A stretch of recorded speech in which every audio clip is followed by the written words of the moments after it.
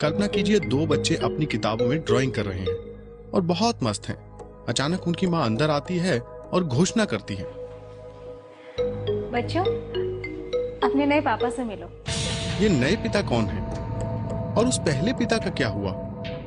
सुधीर, जो इन बच्चों के पहले पिता थे, कई मायनों में एक आदर्श पिता थे। दोनों एक दूसरे के साथ कोऑपरेट करते थे। बच्चे सुधीर के साथ बहुत खुश रहते थे, बहुत प्यार करता था वो उनको, दोनों बच्चों को। उनके साथ खेलते थे और शरारतें भी करते थे। My mother was teaching me counting, so she was asking me addition sums, and my father from the background would show his hands and show the numbers. पर ये सुखद वातावरण नाटकीय तरीके से खत्म हो गया। हिल स्टेशन से वापस लौटते समय सुधीर की कार सड़क से नीचे जा गिरी। इस दुखद घटना की खबर ने रोहिणी पर बिजली की तरह वार किया। स्कूल से वापस आई तो मैंने देखा कि बहुत सारे लोग मेरे घर में हैं, आसपास अड़ोस पड़ोस के। तो मैंने सोचा कि पता नहीं क्या हो गया इनको, कि ये क्यों यहाँ पे आ रहे हैं और क्यों खड़े हैं मेरे घर में। कभी मैंने सोचा ही नहीं था कि ऐसा कुछ मुझे खबर मिलेगी जब मैं घर के अंदर घुसूंगी। तो जब मैं अंदर आई तब मेरे को पता चला। तो फिर पहले तो मेरे को विश्वास नहीं हुआ। मैं कहा नहीं, ये सब झूठ है, ये सच नहीं हो सकता। एक्सीडेंट हुआ होगा, चोट वोट लगी होगी, कोई बात नहीं, हॉस्पिटल ले जाएंगे।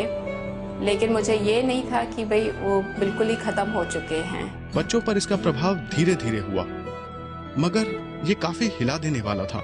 I was too small to understand. I was shocked, obviously.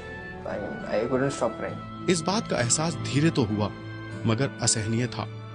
बच्चे पहले तो समझ नहीं पाए कि क्या करें, लेकिन जब समझने लगे तो अपनी माँ से आक्रोश जताने लगे। वो मेरी बात नहीं सुनते थे और उनको, क्योंकि लड़के थे तो उनको एक फादर फिगर की सख्त ज़रूरत थी। और मैं बहुत इमोशनली ब्लैकमेल हो जाती हूँ बहुत आसानी से।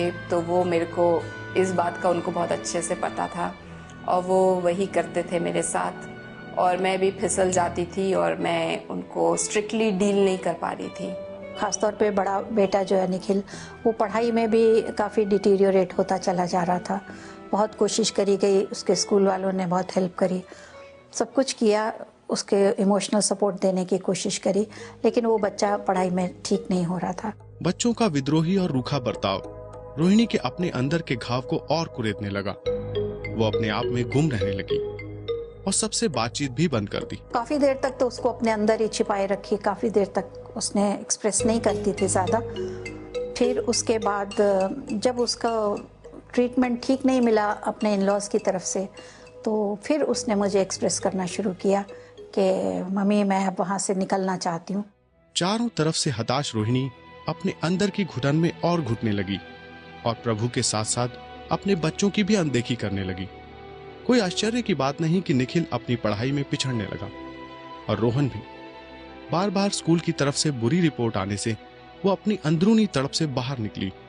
उसे एहसास हुआ कि उसे इस बारे में कुछ करना पड़ेगा और उसने दिल से प्रार्थना शुरू की कि कोई इसे इस स्थिति से निकाले। रोहिणी ने मेरे को इसकी अपनी शादी से कोई 2-3 साल पहले उसने मुझे बोला कि मम्मी, अब मैं दोबारा शादी करना चाहती हूँ, मैं बहुत लोनली फील करती हूँ। 18 साल के बाद अब मैं उनको चर्च में मिली थी, अपने DBF में। छोटी सी जगह है पश्चिम विहार, वहाँ पे कभी उम्मीद नहीं करी थी मैंने कि मेरी मुलाकात उनसे होएगी। वो आए हुए थे और हमारे पास्टर के घर आए हुए थे और पास्टर उनको चर्च लेकर आए थे और वहाँ पे फिर मेरी मुलाकात हुई थी उनसे। फिर उसके बाद उनको मैंने अपने बीते हुए ज़िंदगी के बारे में बताया था, तो उनको काफ़ी बुरा लगा था। फिर वो बच्चों से मिलना शुरू किया उन्होंने और उनसे दोस्ती बढ़ानी शुरू करी और फिर उन्होंने कहा कि मैं तुमसे शादी करना चाहता हूँ और तुम्हारे बच्चों की देखभाल भी करना चाहता हूँ। रोहिणी इस खबर से फूली ना समाई, पर खुशी के साथ उसे कुछ बेचैनी भी थी। क्या बच्चे इस नए आदमी को स्वीकार कर पाएंगे?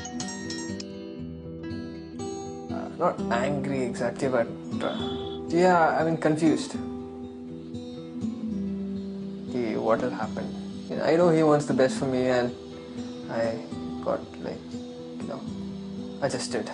रोहिणी ने ये ध्यान रखा कि बच्चे भी उसके साथ मिले।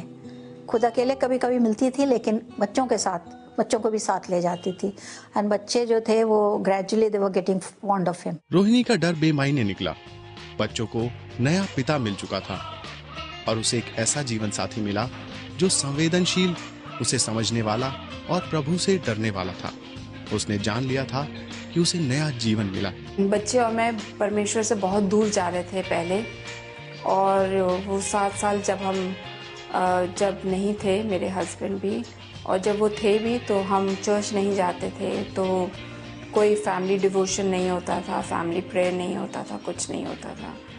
तो उसके बाद जब हम ये नई ज़िंदगी हमने शुरू करी तो काफ़ी परिवर्तन है, और मैं परमेश्वर से काफ़ी जुड़ गई हूँ। मेरे बच्चे भी बाइबल हर रोज़ पढ़ते हैं और चर्च जाते हैं। जैसे मैंने पहले भी बताया कि चर्च एक्टिविटीज़ में पार्टिसिपेट करते हैं।